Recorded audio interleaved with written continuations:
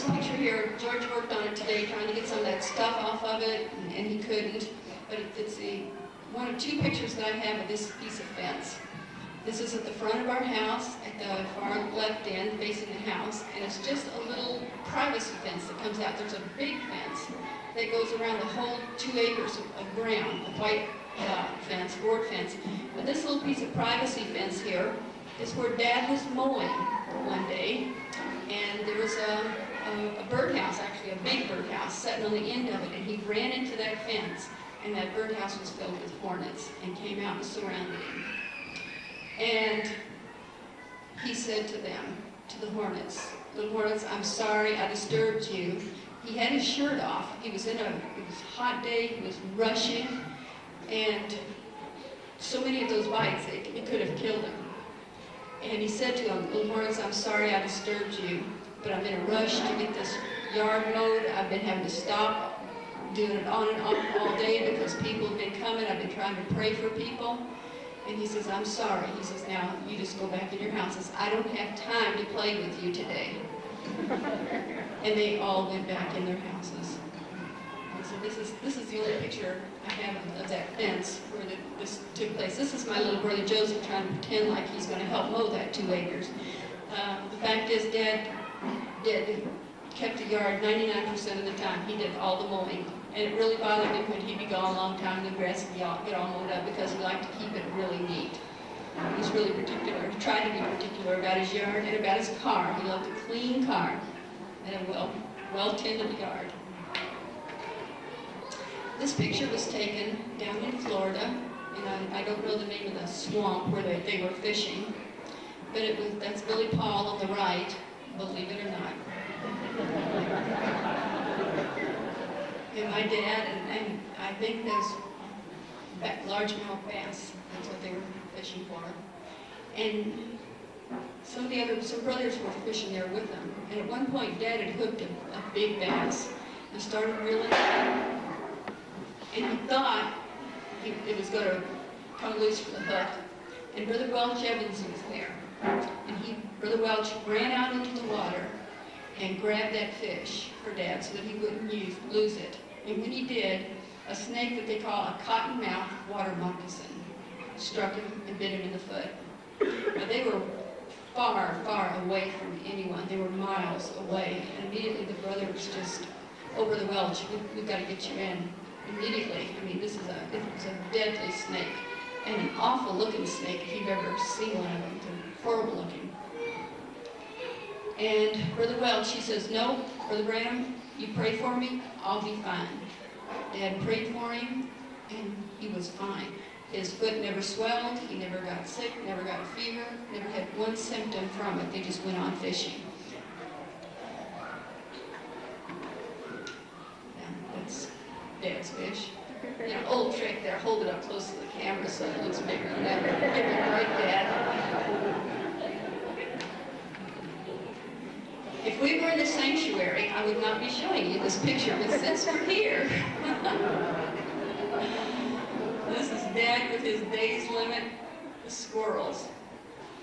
And you know, he loves squirrel hunting more than any other kind of hunting. I mean, this is when Dad was in his element, is out there squirrel hunting.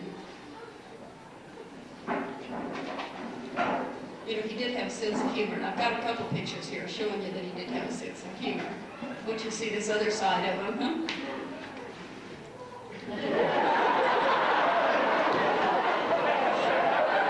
Can you imagine?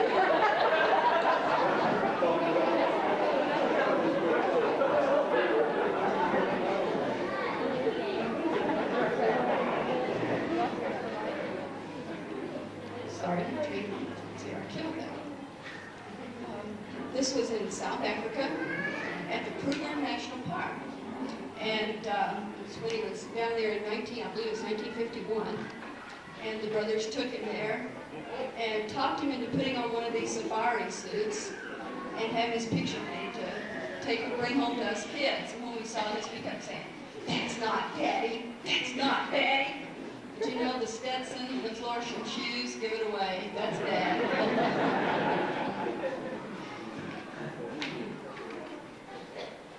Yeah, he liked to clown for us.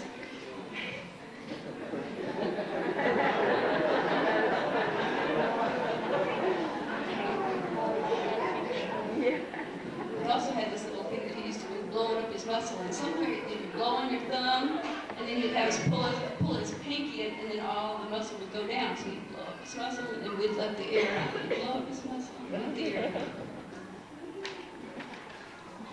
This is Dad in the shooting range out in Arizona, and he was particular about his guns.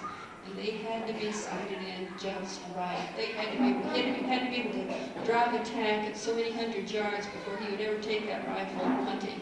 It was precision hunting.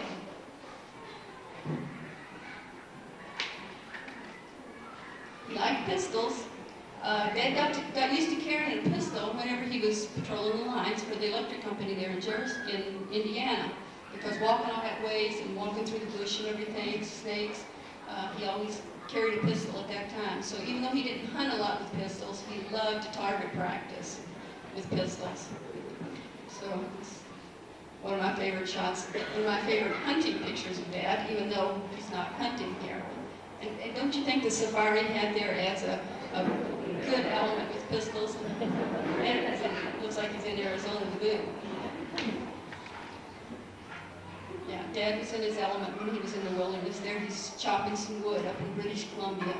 And you know, at one point when Dad was considering leaving the field, this is where he thought he would like to go, was British Columbia.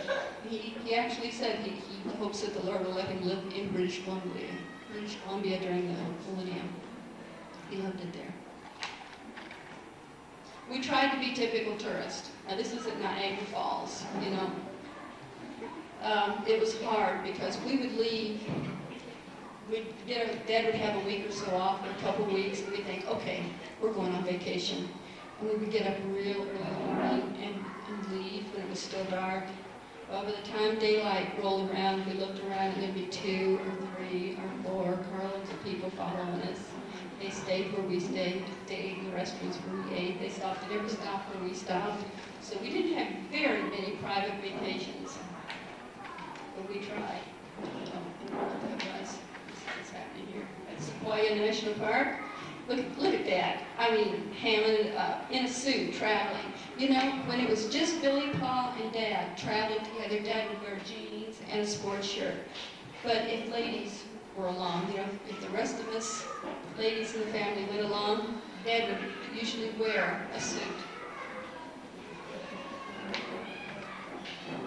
This is some of our entourage stopping at one of the lookout sites, you know.